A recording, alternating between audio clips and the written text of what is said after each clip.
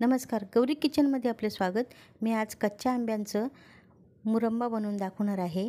कैऱ्या घेतलेल्या आहेत, त्या सोलून घेऊया आता आपण आणि सोलल्यानंतर संपूर्ण आता ह्या कैऱ्या आपण किसून घेऊया आणि त्याच्यातली कोय बाहेर काढून बाजूला ठेवूया।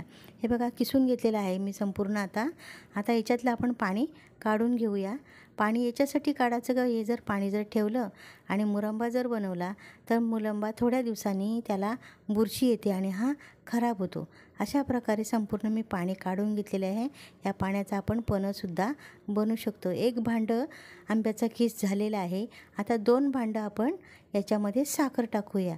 1-2 अशा या प्रमाणात साखर टाकायची असते।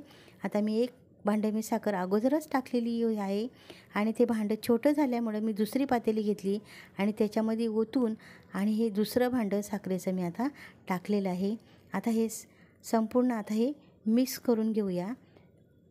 चांगली मिक्स झाल्यानंतर आपण ते 7-8 घंट्यासाठी झाकून ठेवूया।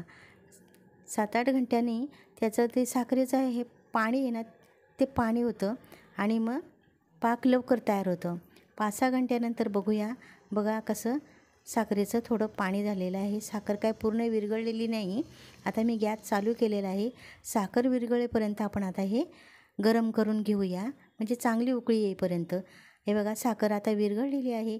याच्यामध्ये आता आपण वेलची टाकूया, मिरी टाकूया, वेलची मी ठेचून घेतलेली आहे, लवंग टाकूया आणि बडीशेपची पावडर केलेली आहे आणि ही चांगली मिक्स करूया आणि 2 ते 3 मिनटं आपण पुन्हा ते चांगलं त्याच्यामध्ये स्वाद उतरेपर्यंत शिजवून घेऊया। त्याच्यानंतर ते थंड झाल्यानंतर हे बघा अशा प्रकारे हा मुरंबा रेडी झालेला आहे। हे बघा थंड झाल्यानंतर त्याचा कसा कलर बदललेला आहे, त्याचा कलर पण छान आलेला आहे आणि स्वादही छान आलेला आहे वेलचीचा यांचा। आणि आता हे बघा आपला मुरंबा रेडी झालेला आहे।